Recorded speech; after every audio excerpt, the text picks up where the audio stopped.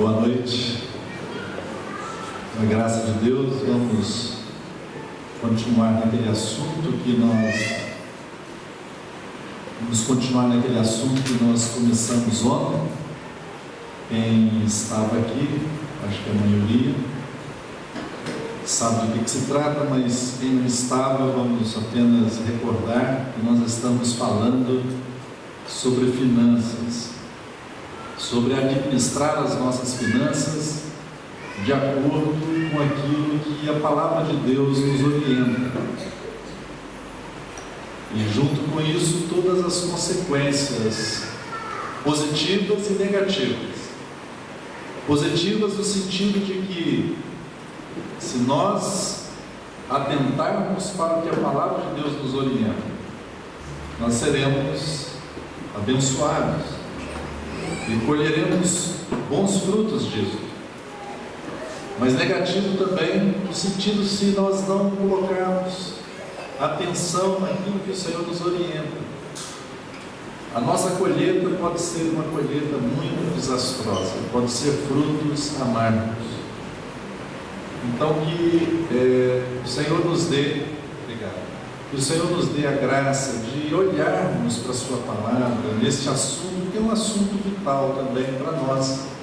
E como nós vimos ontem, é um assunto que nos coloca diante do Senhor e nos mostra qual é a nossa até mesmo estatura espiritual, porque é como um termômetro para nós.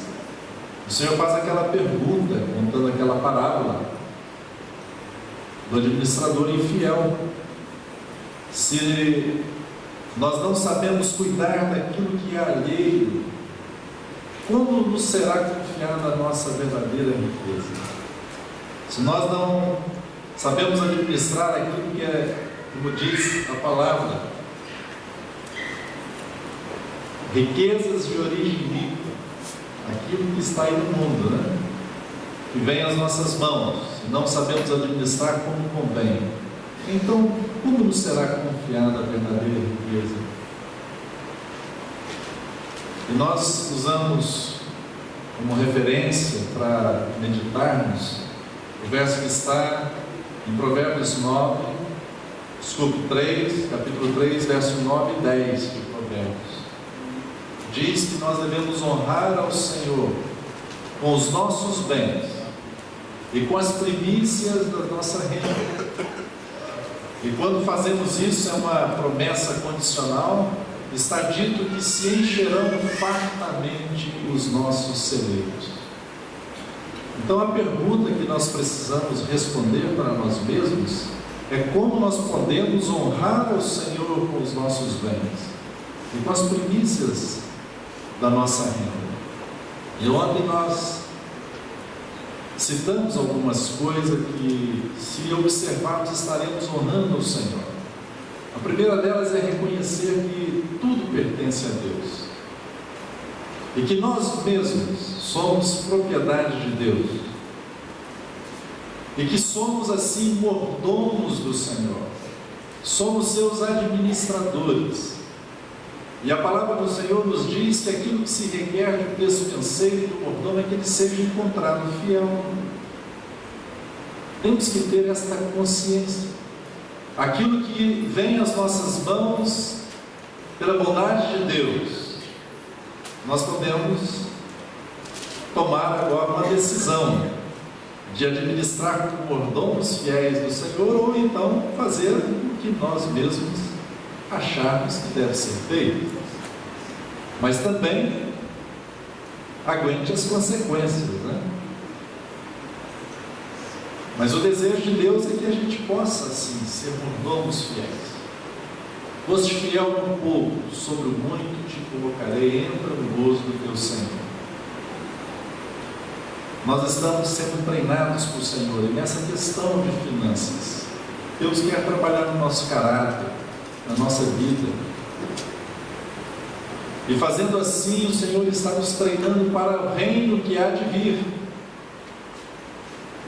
para uma posição eterna diante de Deus. Uma vez que nós cremos em Jesus Cristo, não simplesmente fomos livrados da ira vindoura, não simplesmente fomos livrados do inferno e vamos para o céu, mas Deus tem um plano eterno para nós, juntamente com Cristo, e vamos participar da administração do Senhor juntamente com Ele, como sua noiva, como sua igreja. E o que está acontecendo conosco hoje, nessa nossa peregrinação aqui, é um treinamento. Mas o Senhor, então, nesse treinamento, nos dá muitas instruções. A primeira forma de honrarmos ao Senhor, nós vimos ontem, reconhecermos que tudo pertence ao Senhor, que nós mesmos pertencemos e que nós somos mordomos, somos servos de Deus. O outro aspecto de honra ao Senhor que nós vimos ontem é a questão da generosidade. E nós devemos honrar o Senhor com a nossa generosidade. E para que isso aconteça, o nosso coração tem que ser guardado de algumas coisas muito terríveis, né? A avareza, o desejo de enriquecer, amor ao dinheiro. Algumas coisas nós precisamos tirar do nosso coração. O ter um coração tranquilo e estar contente com aquela situação que nós vivemos, no sentido de estarmos satisfeitos, como a palavra de Deus nos recomenda, se tivermos o que vestir, o que comer, Paulo diz, estejais contentes.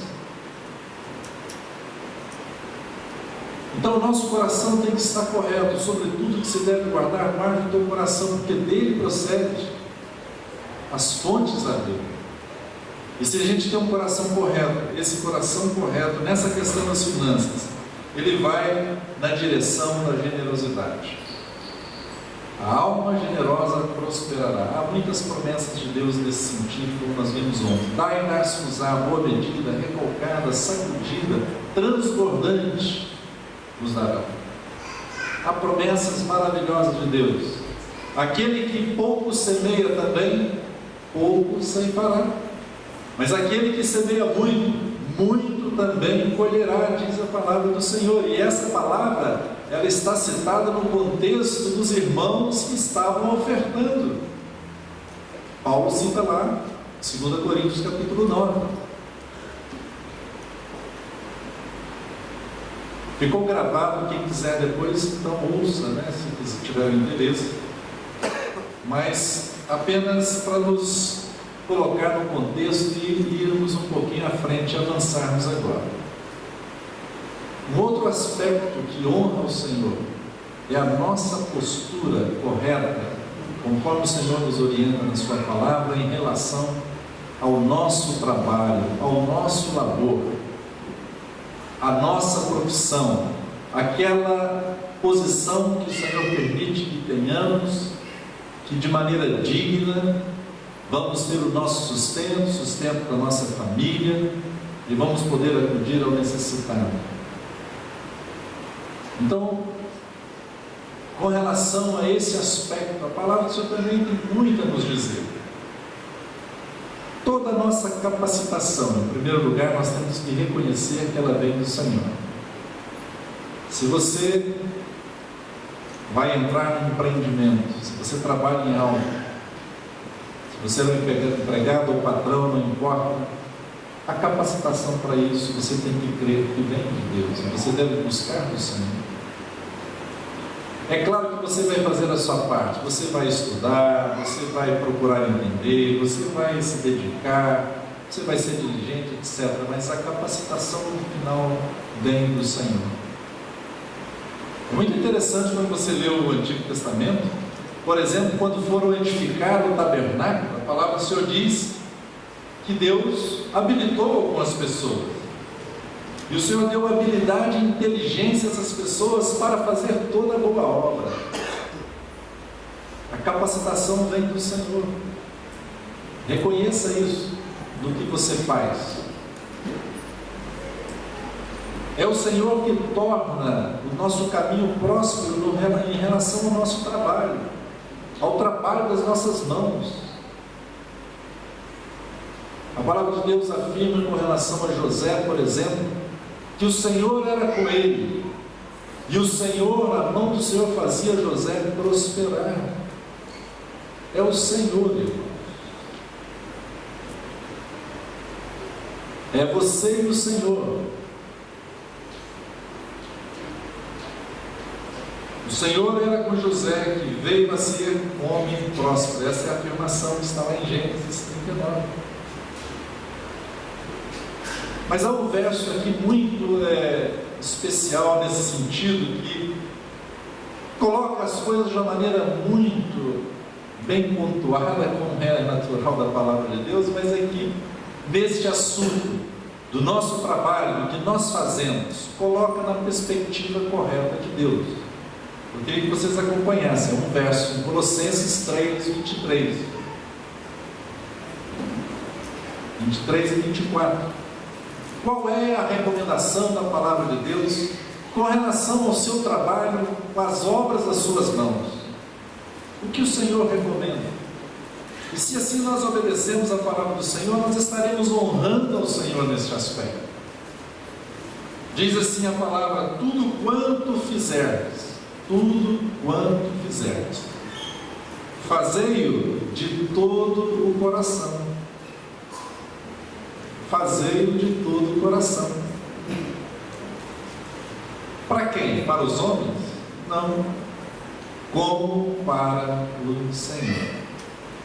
Olha a diferença aqui de perspectiva. Os homens querem agradar aos homens. Quando querem agradar? Porque às vezes nem aos homens eles querem fazer de qualquer maneira as suas obras. Mas aqui, para aquele que tem o Senhor, está dizendo: faça de todo o coração como para o Senhor, e não para os homens, cientes de que recebereis do Senhor a recompensa da herança. A Cristo Senhor é que estáis servindo. Então cada um de nós deve ter esta visão e esta consciência de que tudo que nós fizermos, a obra das nossas mãos, o nosso trabalho, o nosso emprego, ou o nosso empreendimento, a nossa empresa, o que quer que seja, que Deus tenha colocado nas suas mãos para que você tenha o seu sustento, o sustento dos seus, e também ajudar os necessitados, e a expansão do reino de Deus. É desta forma que o Senhor nos recomenda. Tudo quanto fizermos, fazei-o de todo o coração. Eu sei que às vezes é muito terrível. Alguns de nós pode estar num emprego que é algo terrível para a nossa alma. Não gostamos, não nos sentimos bem ali, não é aquilo que a gente gosta de fazer. São 8 ou 10 horas no dia que você fica agoniado. Talvez seja um momento para você repensar e pedir a graça de Deus e mudar de emprego para aquilo que você gosta, vai sentir prazer em fazer. Mas até lá, ainda que seja assim, peça a graça do Senhor. Direcione o seu coração para o Senhor. Faça o seu melhor ali. Não estou falando que você vai ser o melhor. Não entre nesta situação de querer ser o melhor onde você estiver. Não, mas faça o seu melhor. Entende a diferença? Não fique com o coração vaidoso de querer ser o melhor, mas faça o seu melhor, dentro da sua capacidade, dentro da sua habilidade. Faça o seu melhor, e o Senhor vai honrá-lo nisso. Se você honra o Senhor nisso, o Senhor também te honrará nisso. Tenho absoluta certeza disso. Faça um teste. Daqui a um mês, não vou nem esperar um ano, daqui a um mês, me procure e diga o que aconteceu. Faça o seu melhor. Faça como se estivesse fazendo para o Senhor, não é para o seu chefe. Então, quando o chefe está presente, você finge que está trabalhando, né? Mas se ele não está, então você vai fazer alguma outra coisa. Com a ascensão da internet, então é uma beleza, né? A gente fica o dia inteiro batendo um papo. WhatsApp para lá, para cá, Facebook para lá e para cá. E o serviço está lá para ser feito. Isso tem um nome, né? Daqui a pouco nós vamos falar sobre integridade. Isso tem um nome específico para isso. Mas não é fazer para o Senhor. E você está preocupado com o seu chefe, se ele está vendo ou não. Mas aqui está dizendo que é o Senhor. Então você, hoje, se ainda não tem, tenha essa consciência de que o seu trabalho, onde você estiver colocado, é para o Senhor que você deve fazer. E se é para o Senhor, você vai fazer o melhor. E o Senhor vai te honrar nisso. Eu já trabalho muitos anos, e muitos anos já também trabalho gerenciando pessoas. E eu quero dizer para vocês que muitas vezes as pessoas que trabalharam comigo e ao meu redor e fizeram o melhor de si mesmas não foram os cristãos. Pelo contrário, já tive muitas decepções com cristãos, porque faziam um serviço muito lambão no corpo.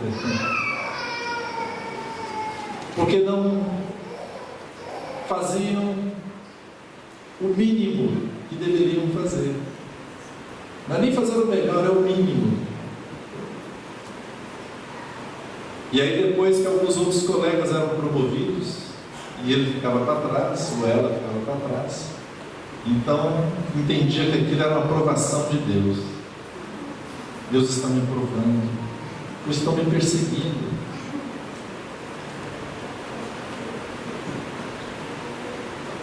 E a realidade é completamente diferente. Os jovens que estão aqui me ouvindo, por favor, leve isso a sério desde agora. Você quer saber como você pode ser próspero na sua vida profissional? Observe esse verso aqui da palavra. Faça de coração o que você tem que fazer. Você é um engenheiro, está se formando agora, onde você for colocado, faça de coração. Faça o seu melhor, dedique-se, seja responsável. Faça como se estivesse fazendo para o Senhor, porque no fundo é a Ele que você está servindo. E olha, você vai ver que você vai se destacar no seu trabalho. Tenho absoluta certeza do que eu estou dizendo. Hoje, se alguém é simplesmente responsável, ele já se destaca. Ele cumpre o horário, ele chega na hora certa, ele cumpre os prazos que foram estabelecidos para ele. É algo muito simples. Orientação da palavra do Senhor. E se observarmos, se você observar, isso traz honra para o Senhor. A palavra do Senhor diz: viste um homem perito no que faz? É uma pergunta. E a resposta: entre os reis será colocado. Irmãos, não tem como dar errado. Isso aqui é a palavra de Deus. No seu empreendimento, na sua empresa, ou então você como empregado, no que você faz, se você busca a graça e a habilidade de Deus, serve como se estivesse servindo ao Senhor, não tem como dar diferente.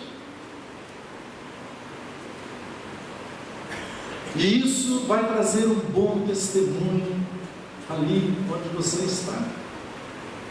Você terá um bom testemunho, dará um bom testemunho da vida de Deus em você. Será uma pessoa confiável.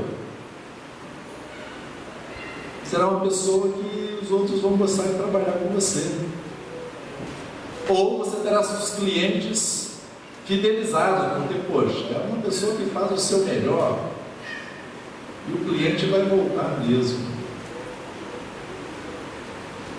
Coisas muito simples, queridos, muito simples, mas fundamentais. Quando a gente lê o livro de Provérbios, nessa perspectiva do trabalho, há muitas orientações ali. Eu quero ler algumas aqui.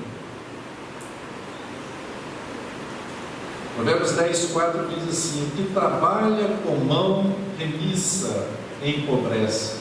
O preguiçoso. O que trabalha com mão remissa empobrece, mas a mão dos diligentes vem a enriquecer-se. Não tem como. Se você é diligente, você vai colher os frutos da sua diligência. Mas se ainda estamos comendo o pão da preguiça, vamos colher os frutos disso, que é empobrecer.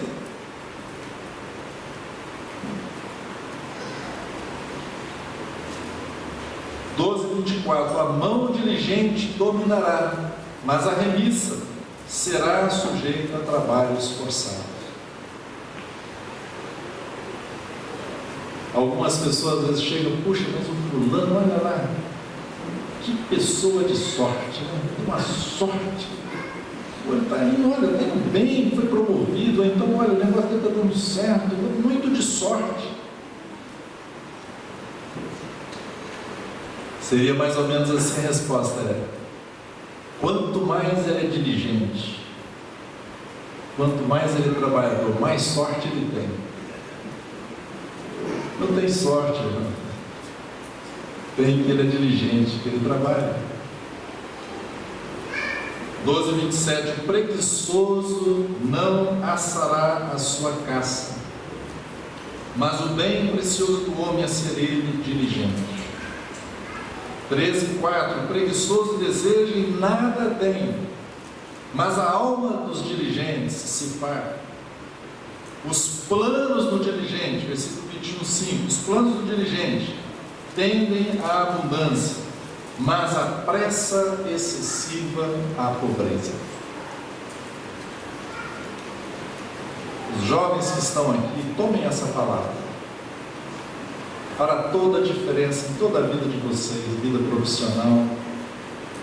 E se vocês buscarem essa orientação da palavra de Deus, isso servirá como um testemunho de Deus na vida de vocês, onde vocês estiverem.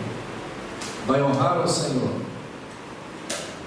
E aquele que honra o Senhor também será honrado pelo Senhor. Então, um outro aspecto de honrarmos o Senhor é com aquilo que Ele colocou nas nossas mãos. O trabalho das nossas mãos. E devemos fazer como se estivesse fazendo para o Senhor. Seja você como empregado ou como patrão. Seja você como empregado ou como alguém que seja empreendedor, que tem o seu próprio negócio. Faça como ao Senhor. Não faça preocupado com o imposto de renda que vai vir. Você tem em Deus uma consciência, né? Ou o cliente não está sabendo qual produto que você está usando para fazer, qual o insumo, né, para você produzir aquele material, aquele produto, aquele equipamento, seja lá o que for. Mas Deus, que vê todas as coisas, você serve ao Senhor, então faça como ao Senhor. Talvez o resultado no curto prazo não vai ser o que você esperava, o melhor. Mas eu tenho certeza que no longo prazo você vai ver que vai fazer uma grande diferença. Assim também, quem for empregado, tome essa atitude hoje. No segundo aspecto, que eu gostaria de enfatizar hoje aqui, é sobre integridade. Você será uma pessoa íntegra. Se nós somos convertidos a Jesus, nessa questão das finanças e a forma de honrar o Senhor com relação ao trabalho, com relação às finanças, é que nós precisamos ter integridade. Ou usando a palavra mais comum, nós precisamos ser plenamente honestos. Mas que é isso? Não estamos falando sobre honestidade? Infelizmente é. Porque muitos de nós não são honestos quando lidam com a questão do trabalho, quando lidam com a questão das finanças. Mas o apóstolo Paulo, ele disse isso lá em Efésios capítulo 4. Você se lembra? E ele disse lá: não deis lugar ao diabo. Versículo 27 do capítulo 4. E logo ele complementa: aquele que furtava, não furte mais. Ele estava falando para os irmãos na igreja em Éfeso. Por que ele estava falando isso? Por que o Espírito Santo levou ele a escrever isso? É porque certamente alguns ainda tinham a dificuldade, trouxeram esse hábito da velha vida antes de crer em Jesus, ainda precisavam se libertar deste problema.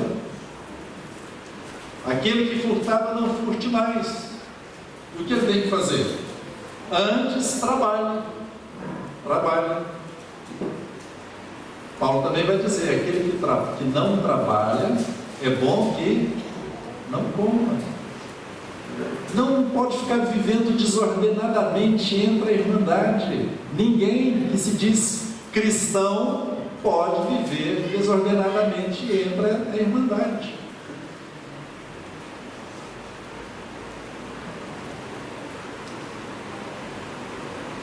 Antes trabalhe fazendo com as próprias mãos o que é bom. E não só isso. Diz aqui, para que tenha com que acudir ao necessitado. Há uma mudança completa na vida daquele que crê em Jesus. Se antes ele furtava, antes de crer no Senhor, agora, no Evangelho, ele vai deixar de furtar. E não só isso, ele vai começar a trabalhar. E olha, não tem jeito de alguém que tem o hábito de roubar, deixar de roubar, se ele não tiver o hábito agora de trabalhar. Se alguém diz assim, eu deixei de roubar, não quer dizer que ele deixou de ser ladrão, não. Momentaneamente ele deixou de roubar, mas se a pressão vier, pode ser que ele roube novamente. Então ele, como nova criatura, ele tem que lançar fora isso e colocar o novo hábito de trabalhar. E ainda mais, enfiar a mão no bolso agora e acudir ao necessitado. Quando ele fizer isso, ele vai ficar liberto deste problema, se ele tem a consciência do Evangelho, a consciência de Deus. Então, integridade, honestidade nessa questão das finanças, isso é algo tão necessário. E os anos passam e a gente vai vendo tantas coisas tristes às vezes acontecerem nesta questão. Quantos que são crentes, mas roubam no trabalho? Eu não estou falando aqui, não quero trazer peso sobre vocês, mas é uma realidade que nós temos que encarar, a começar de nós mesmos. Nós temos uma consciência tranquila nesta questão. Mas há situações em que as pessoas são cristãs, professam o nome do Senhor, mas estão roubando os seus patrões. E aqui eu não estou nem indo naquelas questões simples assim, vamos chamar, por exemplo, né, você está lá para trabalhar, mas você deixa o seu trabalho de lado, como eu estava brincando aqui, né, principalmente os mais jovens, são viciados na internet, então fica lá navegando, né, e o tempo está passando, é roubar o tempo, né? Você está sendo pago para trabalhar, enquanto você fica fazendo isso, é roubo. Não estou nem falando isso, mas há muitos casos piores. É confiado àquela pessoa para administrar, mas ela mete a mão mesmo e tira para ela parte dos ganhos do patrão. Ou seja, é um crime até, não é? Mas há ainda situações assim. Que Deus nos livre e nos guarde de um coração assim. Se há nesse auditório onde alguém que está ouvindo essa palavra agora, né? Talvez alguns vão pegar a gravação daqui a não sei quanto tempo e podem ouvir essa palavra. Se no coração, no seu coração há alguma tendência a essa desonestidade, toma uma decisão diante do Senhor de mudar o seu coração. Isso não honra ao Senhor. E é algo que traz muito tropeço, né, para o Evangelho. A palavra do Senhor nos diz em Provérbios que o Senhor abomina o perverso, mas os retos trata com intimidade. Então, se você é uma pessoa íntegra, reta, Deus vai te tratar com intimidade. Além do bom testemunho, Deus vai te honrar e você vai desfrutar da intimidade com o Senhor. Os bens, Provérbios diz, capítulo 3, versículo 11, os bens que facilmente se ganham, esses diminuem, mas o que ajunta a força do trabalho terá aumento. Facilmente que entra, às vezes é um caminho desonesto, é muito fácil no início, mas será pura perda. Às vezes o empreendedor, e no Brasil é extremamente difícil, muitos impostos, é tanta coisa que realmente quase que fica impossível trabalhar. Mas toma-se a decisão de fazer um atalho. E aí o dinheiro vai entrar mais fácil, porque deixamos de cumprir certas obrigações, ou ludibriamos o fisco, coisas assim. Vai entrar mais fácil o lucro. Mas diz a palavra do Senhor, esses vão diminuir no final das contas. É a palavra de Deus que está dizendo. Não tenha avareza no coração. Faça o que tem que ser feito. Dai a César o que é de César e a Deus o que é de Deus. Peça sabedoria ao Senhor para sobreviver nesse mundo terrível, né, da competição. Deus vai honrar o seu trabalho, fruto do seu trabalho, se você faz de acordo com a palavra do Senhor. O que é ávido por lucro desonesto transtorna a sua casa.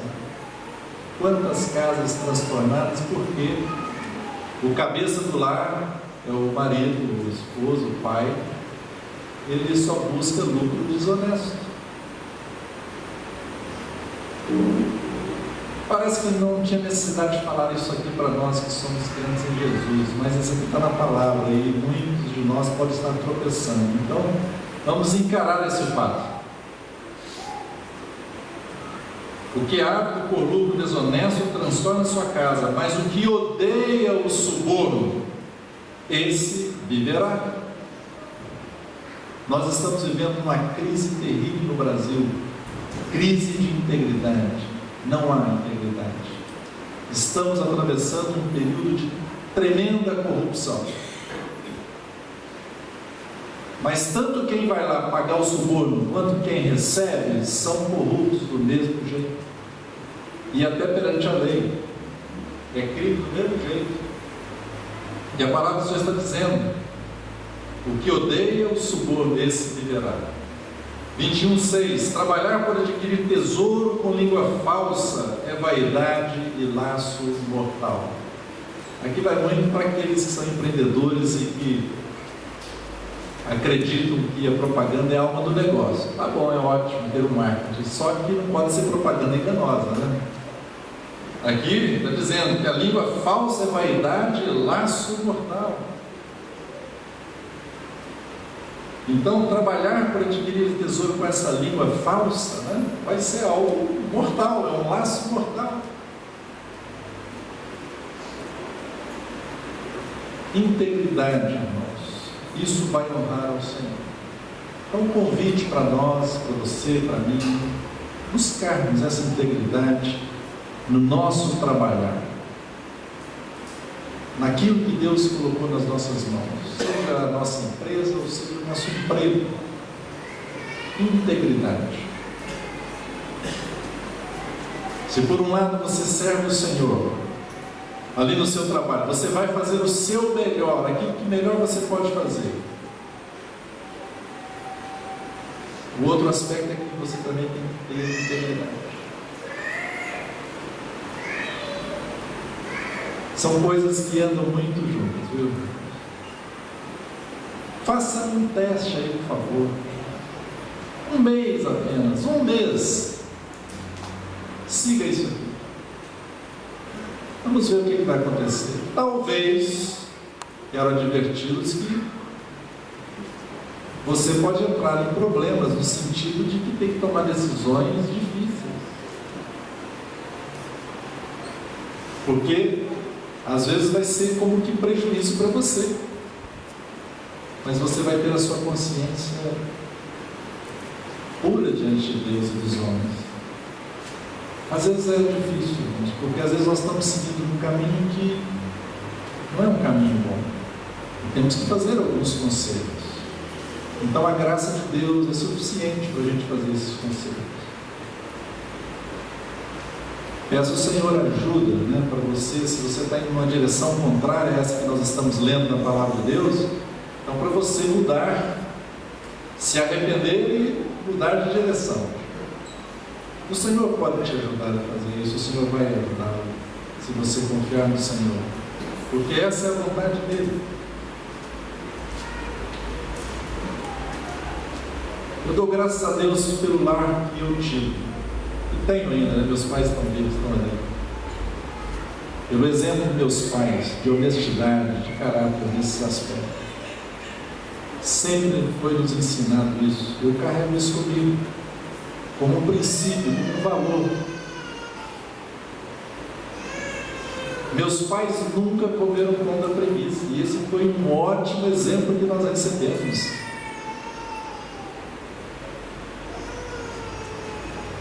Meu pai era tido até como um pouquinho chato, entre aspas, porque ele sempre gostou de fazer as coisas da melhor maneira possível, e às vezes algumas pessoas não gostavam disso, Mas eu dou um testemunho que eu fui abençoado na minha vida profissional por esse padrão que meu pai estabeleceu. Hoje de manhã nós falamos sobre filhos e pais, exemplos. Sempre, irmãos, eu busquei fazer o meu melhor no meu trabalho. Isso trouxe muitos benefícios para mim profissionalmente. E é uma bênção quando você trabalha com pessoas que fazem o seu melhor, Ou quando um empregado seu, da sua empresa, ele faz o seu melhor. Ou se você é um gerente de empresa e tem alguém na sua equipe, aquela pessoa, você confia, ela faz um ótimo trabalho. Poxa, que coisa boa. Coisas às vezes até muito simples. Eu me lembro aqui que nos ajudava na nossa casa, há muitos anos atrás, uma senhora. E ela era minha irmã em Cristo. Quantas vezes eu peguei as minhas camisas para vestir, e eu fui tocado pelo Senhor, porque eu nunca vi uma camisa tão bem passada. Aliás, a minha mãe passou essa camisa hoje para mim, me senti bem. É gostoso a gente pegar algo bem feito, Eu sei que ela fez uma boca, então gostoso, Mas eu era tocado pelo Senhor, porque eu pegava aquela camisa, meu Deus, que coisa, era impressionante. Eu realmente, eu dava graças a Deus pela vida daquela irmã. Ela fazia o melhor que ela podia. E não era uma vez, não, toda vez que eu ia ter aquelas camisas. Que coisa boa, Que testemunho. Coisa simples, mas vai trazer glória e honra ao Senhor. Um outro aspecto para honrarmos o Senhor, e esse é um aspecto, irmãos, que muitos de nós, estão embaraçados, é com relação a não entrarmos em dívidas. Se não entramos em dívidas, a gente está honrando ao Senhor.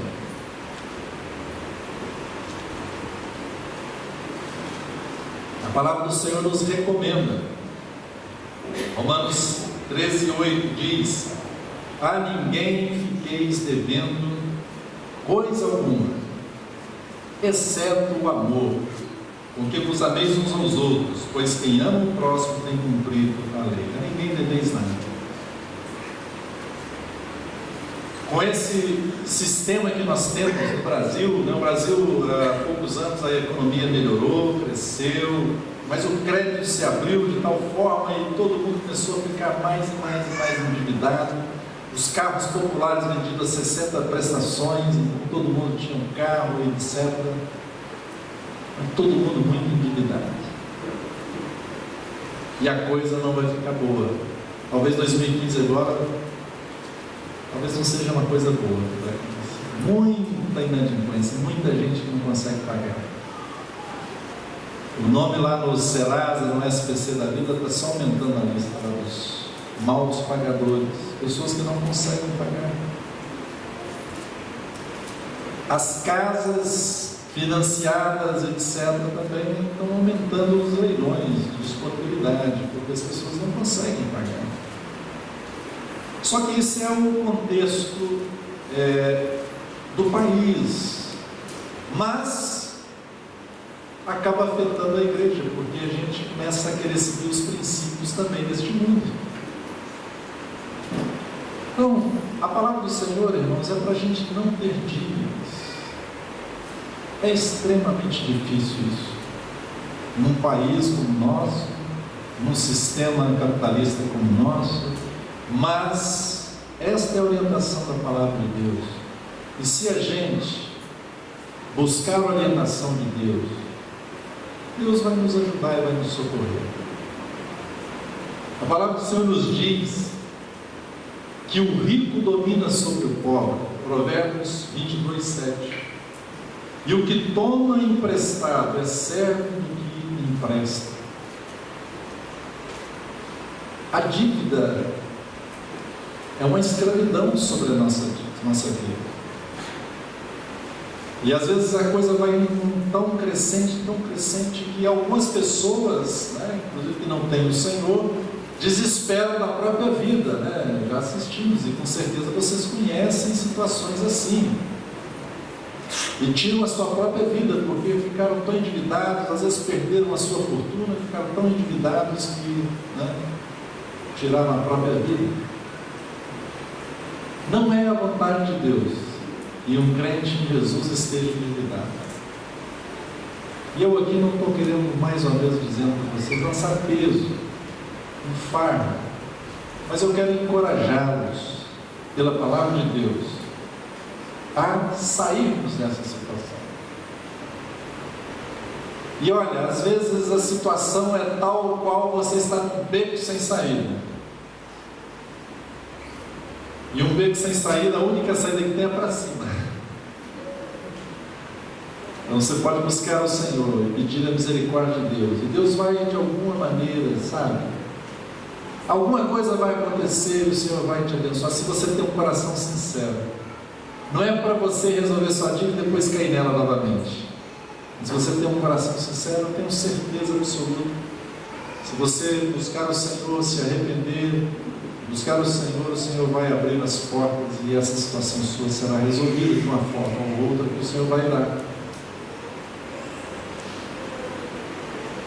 As facilidades de crédito estão muito grandes, Então a gente recebe cartinhas dos cartões de crédito sempre na nossa casa, Olha, você pode pegar esse cartão, você não paga anuidade no primeiro ano, tem aqui um limite de tanto, e aí você pega o primeiro, o segundo, o terceiro, o quarto, o quinto, o sexto, o sétimo. É exagerado, Mas não. Tem irmãos que vieram falar comigo, não, eu tenho 7 cartões, o que eu faço? Estou devendo demais. Eu tenho 15 cartões.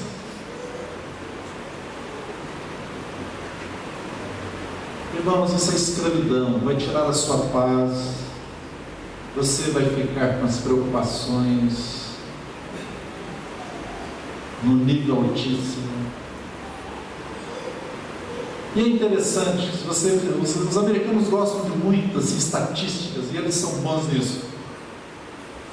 Mas um dos maiores causadores de divórcio, sabe qual é o problema?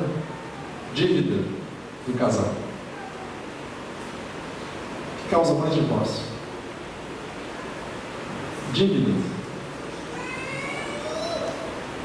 Então assim, o que a palavra do Senhor está nos dizendo? Qual é a orientação Muitas vezes, irmãos, nós entramos nas dívidas porque lá, como nós falamos ontem, naquele aspecto do nosso coração não está correto. Por exemplo, nós não sabemos ficar contente naquela situação que nós estamos. Às vezes tem avareza, e por causa da avareza, então nós contraímos dívidas. Ou às vezes por causa da nossa vaidade, então nós não separamos o que é desejo de necessidade e entramos e fazemos dívidas, quando ele diz, para cumprir um desejo do nosso coração. Antes de você comprar alguma coisa, se você não tem condições, ou se você está em aperto, veja se é necessidade ou se é desejo. O que é necessidade? É aquilo que você não pode ficar sem. Tudo mais, em resumo, é desejo. Às vezes você precisa de um carro para o seu trabalho. Mas não precisa ser um BMW, não precisa ser uma Ferrari.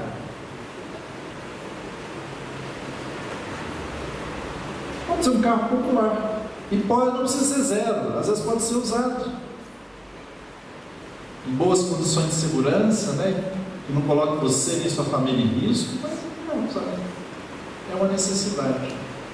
Mas não, você olha para o seu vizinho, olha para o outro irmão, está prosperando, e diz, puxa, mas não, tem que comprar um carro melhor. Não, puxa, eu fui lá 60 vezes, está tranquilo. Irmãos, cuidado, nós não sabemos o dia de amanhã. E não tem essa de que não tem juros. Sempre vai ter. Se você tem o dinheiro para comprar à vista, sempre você vai ter um desconto. Dificilmente não, mas sempre geralmente tem. E o que diz Tiago com relação ao dia de amanhã? Ele diz, hoje ou amanhã, não podemos dizer, atendei agora vós que dizeis, hoje ou amanhã iremos para a cidade tal, e lá passaremos um ano, e negociaremos, e teremos lucros. Ou você diz, não, eu estou com meu emprego, eu estou ganhando X, e aquele carro, poxa, carro legal, é o carro que eu não preciso. 60 vezes, eu vou tirar X do meu salário, essa que eu despendo, está controlado. 60 vezes. 5 anos, né? 5 anos. Você sabe o que vai acontecer daqui a um ano? Você sabe se a empresa que você está trabalhando vai sobreviver? Eu trabalho com um grupo que entrou em queda livre.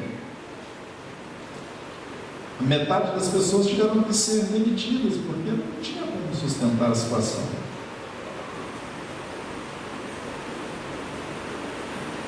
E aí você comprou aquele carro confiado, né? Não, vou pagar, só que você pode ser demitido. E aí você tem que pagar, mas poxa, como eu vou pagar para não perder o carro? Aí você pede emprestado.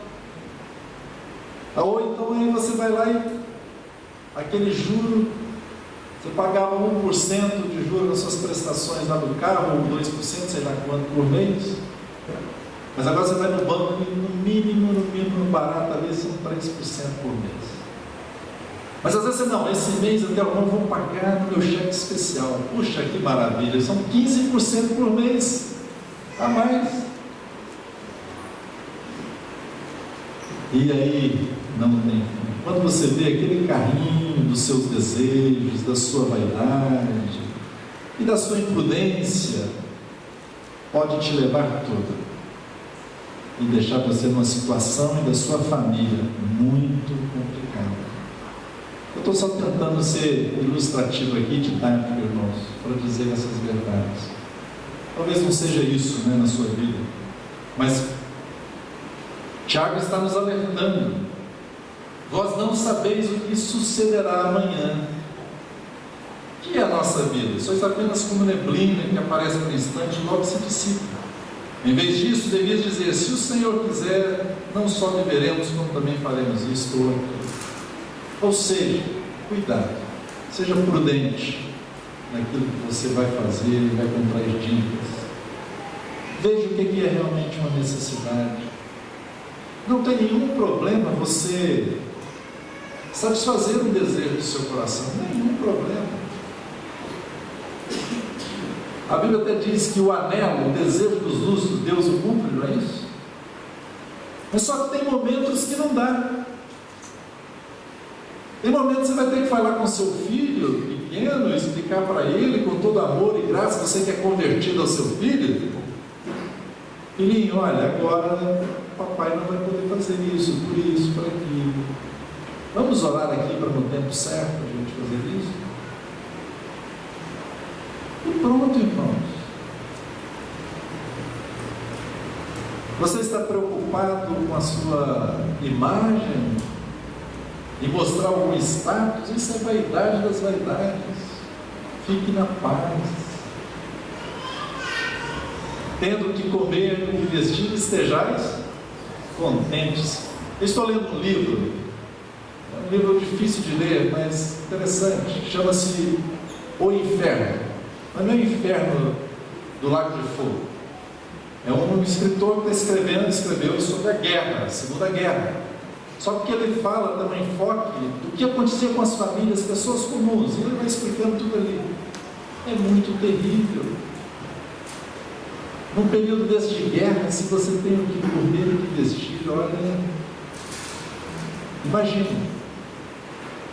Então, irmãos, a gente não sabe, pode ser que por um momento você está sendo privado de alguns desejos, de algumas coisas que são boas, criadas por Deus para o nosso desfrute, mas não é o momento, só isso.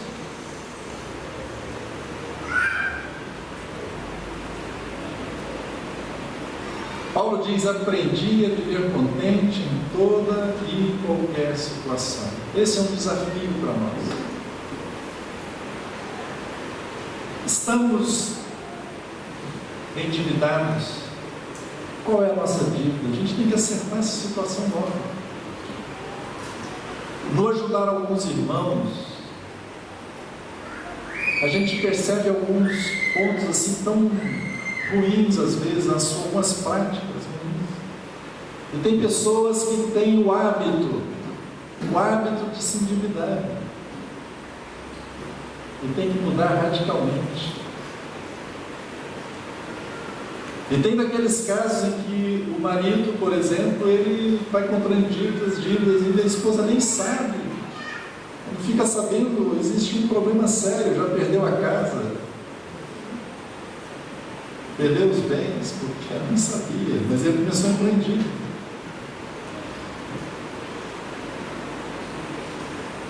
Ou às vezes ele é cristão, mas ele gosta de jogos. E aí não tem cassinos no Brasil, mas ele joga com os amigos apostando. Baralho, etc. E perde muito dinheiro. Eu estou falando de exemplos reais, tá? E depois vai pedir emprestado para os irmãos. Ô irmão, me socorro e tal. E os irmãos emprestam, né? Primeiro, segundo, mas o que está vendo, né? Você tem um bom rendimento, né? O que está vendo, irmão?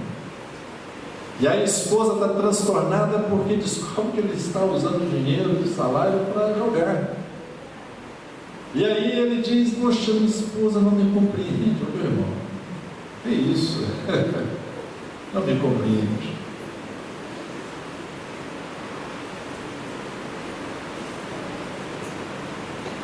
Tome uma decisão hoje, isso tem que ser radical. Fique livre das suas dívidas. Algumas sugestões que eu posso dar para você. A primeira delas é: reconheça que você está no erro. É claro, irmãos, tem situações que aconteceram, circunstanciais, e que você não teve controle sobre aquilo. Aconteceu uma catástrofe, seja econômica, ou seja uma catástrofe de que caiu, né? Deu um terremoto, por exemplo, um país aí que tem terremoto, né? Aconteceu algo inesperado, uma força maior, um caso fortuito, e você ficou na situação de dívida. Isso é uma situação diferente. Mas aquela situação que você deu os passos em direção à dívida, então a primeira coisa é se arrependa disso. E o Senhor é fiel, irmãos, para nos perdoar os pecados e nos purificar de toda injustiça, se nós confessarmos. Não é isso que diz 1 João 9? Então eu encorajo você a fazer isso. Reconheça essa situação e comece a orar. Ore nesta direção, para que o Senhor te dê graça, sabedoria, para você estancar essa situação. E talvez você tenha que fazer como Paulo fez quando aquele navio deles estava naufragando. Lembram disso? O que Paulo mandou fazer? Jogou fora tudo que estava sendo pesado, né? Se livraram de tudo para se salvarem. E às vezes vai ser isso. Você vai ter que fazer um corte radical na sua vida, no sentido dos seus hábitos, do que você faz.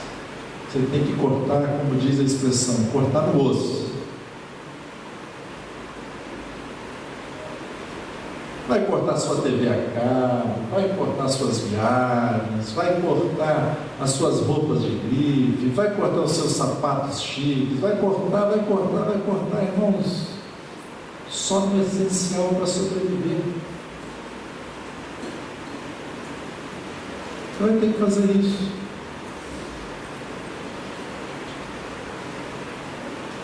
Ore para que Deus te oriente. Coloque no papel. Hoje não precisa falar do papel, coloque na planilha do computador, né? Faça um levantamento aí. Me lembro de um caso, é bem didático para dizer aqui para vocês, e a gente queria ajudar um casal de irmãos que estava com a dívida. Então fomos à casa dele e estávamos dispostos, inclusive, a assumir aquela dívida para ajudá-los. Só que quando a gente estava conversando, a gente estava ali buscando, né, ter comunhão nesse assunto e como ajudar, etc. Me veio o coração para perguntar para aquele irmão: irmão, esse é o valor da sua dívida, não tem mais alguma coisa?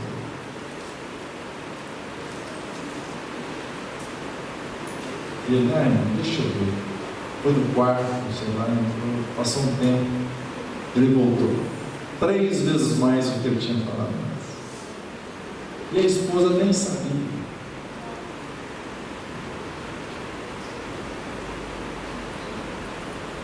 Então, irmãos, você tem que faça lá uma lista. Às vezes você não sabia quanto você está devendo direito. Alguns são assim, em 10 cartões de crédito, deve o irmão A, o irmão B, o irmão C, o irmão D que já pediu emprestado, né? Nem sabe. Faça um levantamento.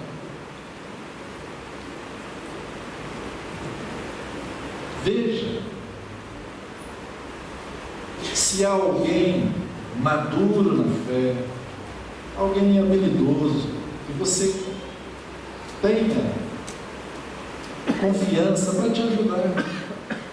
A palavra do Senhor diz que na multidão dos conselhos tem sabedoria. Busque um conselho. Talvez os seus pais, se você é jovem ainda, seus pais podem te orientar. Vá buscar, às vezes, até mesmo orientação com aquelas irmãs que são apenas donas de casa, mas elas são ótimas para lidar com finanças, com a economia doméstica, vão saber te dar dicas muito importantes. Busque alguém para te ajudar. É muito duro que você vai ter que abrir seu coração, vai ter que se expor, mas vai ter cura nisso. Se aconselhe. Não precisa chegar aqui na igreja agora e colocar a sua situação, não é isso que eu estou dizendo, mas alguém da sua confiança, você vai poder chegar e abrir o seu coração. E desta forma, essa pessoa vai poder te ajudar.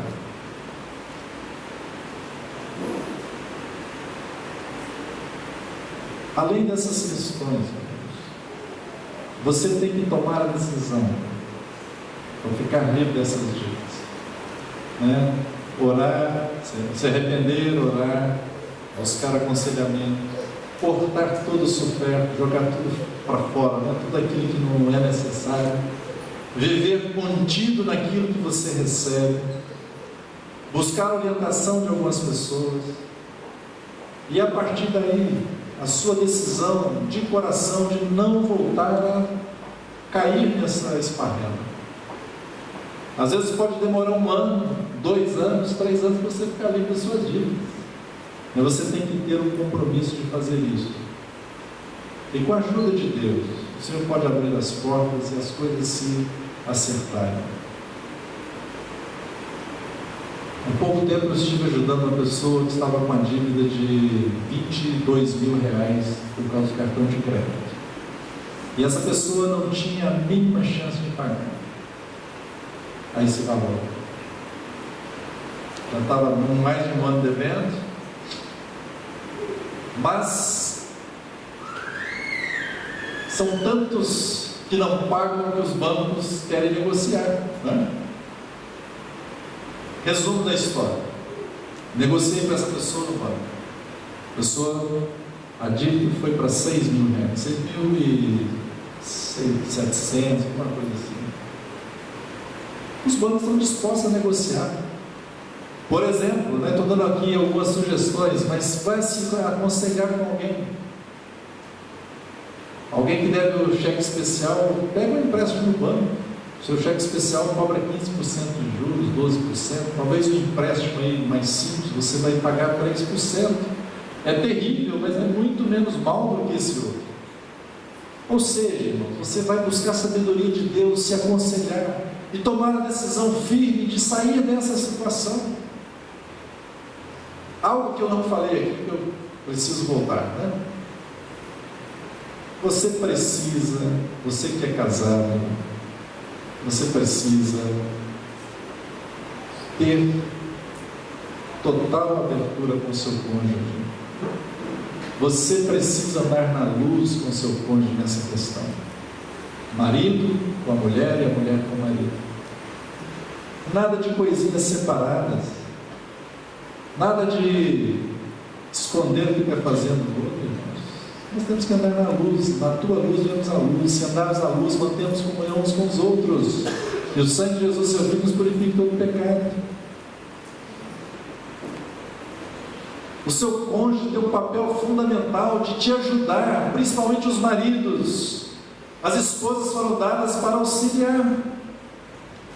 E muitas mulheres são muito mais sábias do que nós, os homens. E lidam muito melhor com as finanças do que nós, os homens. Provérbios 31 está lá, claro, não é isso? A mulher virtuosa. Esse exemplo que eu dei, eu falei para aquele irmão, aquele que estava com a dívida, e depois eu perguntei se tinha mais, deu 3 vezes mais. Eu falei, irmão, você deveria deixar a sua esposa tomar conta das finanças daqui para frente.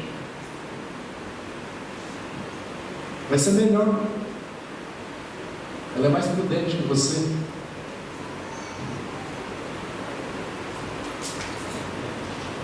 Então o cônjuge tem que participar. Eu, como disse, eu ia separar um tempo para perguntas e respostas e vou dar uma parada aqui para fazê-lo. Não só, irmãos, tendo em mente, né? Como nós vamos honrar ao Senhor com os nossos bens e com a nossa renda? O nosso coração deve estar, correto diante de Deus. Temos que ver o Senhor como proprietário de todas as coisas, inclusive de nós mesmos. Somos mordomos certos de Deus. Temos que ter um coração generoso, totalmente generoso. A alma generosa vai prosperar. Também no nosso trabalho, naquilo que Deus colocou as nossas mãos para fazer, nós precisamos honrar o Senhor, fazer o nosso melhor, fazer como ao Senhor e não para os homens. E nós devemos ter integridade naquilo que fazemos, quando lidamos com finanças, quando lidamos com o nosso trabalho, em todos os aspectos. E por fim, a ninguém deveis nada exceto o amor. Esse deve ser um alvo para nós. 2015 está começando. Coloque esse alvo aí para 2015. Resolver essa situação, administrar as finanças de acordo com a vontade de Deus, de forma que honre o Senhor. Você será o principal beneficiado disso, e Deus será glorificado. Vamos ser generosos esse ano 2015. Como eu tinha falado ontem, né? Vamos ser generosos, vamos dar a quem? Primeiro de casa, aos pobres, aos irmãos, aos necessitados, aqueles que se separaram para a obra de Deus, e a obra do Senhor como um todo. Precisamos ter o coração aberto, irmãos, com vistas ao reino de Deus. Não tem nada de graça nesse mundo, ou tem? Eu me lembro que eu tinha um professor, ele era um mantra, ele falava o tempo inteiro: não tem almoço de graça, não tem almoço grátis. Às vezes alguns não pagam, mas alguém pagou por ele. Por exemplo, vocês estão aqui reunidos nesse salão enorme, deve ser de graça, né? Quem é o diácono aqui? Marrone, assim? Sérgio? É de graça, né? Ninguém paga, ninguém pagou. Aliás, deixa eu perguntar, não sei, é de você é próprio ou é alugado? Aluguel, então. Tem um aluguel, irmãos. A CEMIG também não cobra energia de vocês, não é isso? Generosamente ela dá energia para vocês aqui, né? Claro que não, tem que pagar, irmãos, tem despesas. Há muitas coisas aqui. Ontem até eu esqueci de mencionar um aspecto, né, do dar. A gente tem que trazer para onde nós nos reunimos com os irmãos, professamos o nome do Senhor junto com os irmãos. A gente tem que trazer uma boa parte daquele rendimento que a gente separou para ofertar, trazer e colocar aqui para que os irmãos administrem também. Há muitas necessidades entre os irmãos. Os diáconos, a responsabilidade dele é ver as necessidades dos santos entre a igreja e ajudá-los. E precisa de que tenha corações generosos. Então que Deus nos ajude. A alegria estar com os irmãos. Eu vou estar aqui, não sei se tem perguntas. Eu queria ter terminado 15 para as 9, até 9h15, né? Vou tentar até 9h15, como eu tinha imaginado, para não ficar muito cansativo para vocês. Tem alguma pergunta, Beto? Por escrito? Eu vou dar prioridade para quem colocou no papel. Se você ainda quer fazer, pode colocar aí no papelzinho aí e passar aqui, fazer chegar aqui. E às vezes no papel é melhor, você não fica sem jeito, ninguém sabe que foi você pode perguntar à vontade, né? Não sei se eu vou saber responder, mas quem sabe posso tirar alguma dúvida.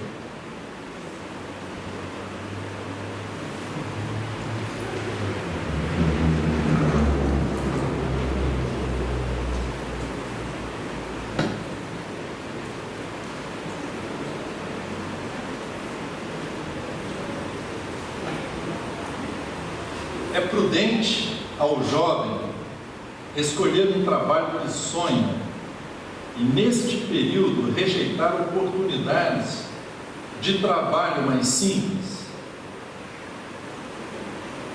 Bom, a minha opinião, né, e cada um deve buscar do Senhor e aconselhamento, mas eu diria o seguinte, que depende da situação do jovem. Eu não sei qual a situação. Às vezes os pais têm condições de bancar um período para aquele filho ficar apenas se preparando, estudando naquilo que ele escolheu. Ficar, né, treinando, ficar fazendo estágio, isso ou aquilo. Mas às vezes não é assim. Eu fui fazer minha universidade depois de casado. Eu casei, terminei minha escola técnica em Belo Horizonte. Passou pouco tempo, 2 anos depois eu casei. E fui fazer faculdade depois de casado. E aí, por um período, fiz 2 anos, depois parei, depois fui fazer, já tinha meus filhos. Então, não me foi dado ficar parado sem trabalhar, né? Precisava trabalhar. Então, depende, né? Essa pergunta aqui eu digo para você, olha, depende da situação. Se seus pais podem te sustentar, talvez você pode se preparar melhor. Mas, normalmente, é bom que você já trabalhe. Tenha uma idade já de 18 anos, por exemplo, você vai trabalhar, uma coisa simples, porque isso vai mudar o seu caráter, você vai aprender a lidar com as pessoas, ainda que não seja aquele trabalho que você vai estar almejando na frente. Mas há muito proveito, todo trabalho há proveito, não é isso? Então, fique assim, né? Se você é um jovem aí que está perguntando, né? Eu aconselho que você, se tiver oportunidade, também trabalhe. E se prepare para o outro trabalho. Porque quando aquele bom trabalho vier, se você já foi treinado num trabalho mais simples, alguma coisa você já vai se diferenciar lá naquele outro trabalho. Somos cristãos, porém, como cidadãos, temos obrigações e deveres, pois Jesus não anulou nossa cidadania terrena, tanto que disse: dai a César o que é de César e a Deus o que é de Deus. Diante de Deus, o que você acha dos crentes que optaram em escolher candidato que é a favor de aborto, casamento de pessoas do mesmo sexo, e esse partido estável está envolvido em corrupção há mais de 10 anos? Isso é compatível com a sã doutrina de Cristo? Uma casca de banana para mim aqui não, né? Não vou esperar. Colocar no canto, então nós vemos. Irmãos, de fato, às vezes é uma situação muito difícil. E que a gente não deve colocar a nossa consciência como padrão da consciência do outro. A nossa fé, o nosso nível de fé também, a gente não pode colocar como referência para o nível de fé do outro. É uma questão de escolha, de cada um que vai diante de Deus e é responsável por fazer a sua escolha. E às vezes a situação é tão complicada que a gente fica naquela assim, olha, a gente vai escolher o que é menos ruim. E lamentavelmente, né, é isso que essa pessoa escreveu aqui mesmo. A gente está, numa situação muito ruim de corrupção na política e muitas outras coisas. Como cristãos, irmãos, a gente tem que estar antenado, né? Não é porque somos cristãos a gente vai ficar enclausulado, não vai saber de nada da política, o que está acontecendo, não. A gente tem que saber, sim, orar ao Senhor e pedir sabedoria. E a palavra de Deus diz que nós devemos orar por aqueles que são investidos de autoridade. Para quê? Para que tenhamos a vida tranquila e mansa. Nós temos essa responsabilidade. E o voto tem que ser algo extremamente consciente, sim. Porque quem está no governo pode tomar decisões que vão impactar tremendamente a vida dos cristãos. Então, sim. Agora, eu não posso dizer que quem escolheu o partido que hoje está no poder, quem votou no PT, vamos ser claros, quem votou na Dilma, por exemplo, que ele está errado diante de Deus, né? Aí é ele Deus. Nós não podemos colocar a nossa consciência, o nosso entendimento como referência para os outros irmãos. Cada um tem que ter a sua autonomia diante de Deus. Cada um tem que andar de acordo com a luz que alcançou. E não julgue o seu irmão por isso ou por aquilo. Ele está fazendo às vezes com a sua consciência. Pode estar errado, pode estar errando mesmo. A escolha pode ter sido ruim, mas nós não podemos dizer que ele está em pecado ou isso ou aquilo, não podemos julgar. A nossa consciência não é a referência para a consciência dos outros. Que bom, só tem 2 perguntas. Amém. Então tá bom, ou entenderam tudo ou não entenderam nada. Prefiro ficar com a primeira opção. Que Deus nos abençoe Obrigado pela oportunidade, irmãos, que Deus possa edificá-los e ajudá-los nesse ano que vai começar, né? Que 2015 seja um ano muito frutífero no reino de Deus aqui entre vocês, na vida de vocês, e que Deus possa guiá-los, né, nessas questões que nós compartilhamos ontem, hoje pela manhã e agora à noite. Que Deus abençoe vocês. Amém. Pedro, só para dar uma pergunta. Talvez possa ajudar muita gente. Então, quer dizer, fazer um financiamento não seria errado. O errado seria não pagar as prestações. Esse é o problema. O Alberto está perguntando se fazer um financiamento não é propriamente errado. O errado seria não pagar as prestações. O que eu te digo é o seguinte, Alberto, na luz da palavra de Deus, tanto quanto você puder evitar o financiamento, você deve fazer, porque você vai estar em dívida. Você não sabe o que acontece. Algumas situações são difíceis, mas elas às vezes são razoáveis. Por exemplo, você vai financiar uma casa própria, né? Quando você financia, você está devendo, mas você está confiado que o Senhor vai suprir também. Não tem saída, você precisa de uma casa, né? E os financiamentos, de modo geral, alguns deles já têm um seguro também. Você pode optar por colocar um seguro ali, de forma que você fique desempregado, você tenha alguma forma de se proteger. E se você vier a falecer, a sua família vai também ter a dívida daquela casa, daquele imóvel quitada. Então há algumas formas, né, de fazer isso. Mas o financiamento, você deveria, minimamente, né, a minha sugestão é olhar o seguinte: olha, eu vou financiar isso, mas isso aqui ele vai valorizar, isso aqui vai trazer um rendimento. Se eu não puder continuar pagando, eu tenho como vender esse bem ou o que for e quitar a situação e não vou ficar numa situação difícil. Então o financiamento é isso. Agora, evitar, você vai na casa, aqui não sei se tem Casas da Bahia, né? Casas Bahia? Tem, em todo lugar no Brasil, né? Eu comprei não sei quantas vezes uma televisão. Não. Isso aí, você pode estar numa situação ruim para quê? Espere um pouquinho, ajude o seu dinheiro e você talvez tenha condição de negociar melhor, né? Não vai ter necessidade. Vá passo a passo, devagar, né? No ritmo das suas pernas aí, né? Dá um passo do tamanho das suas pernas, não dê maior não. Amém? Então tá bom. Obrigado.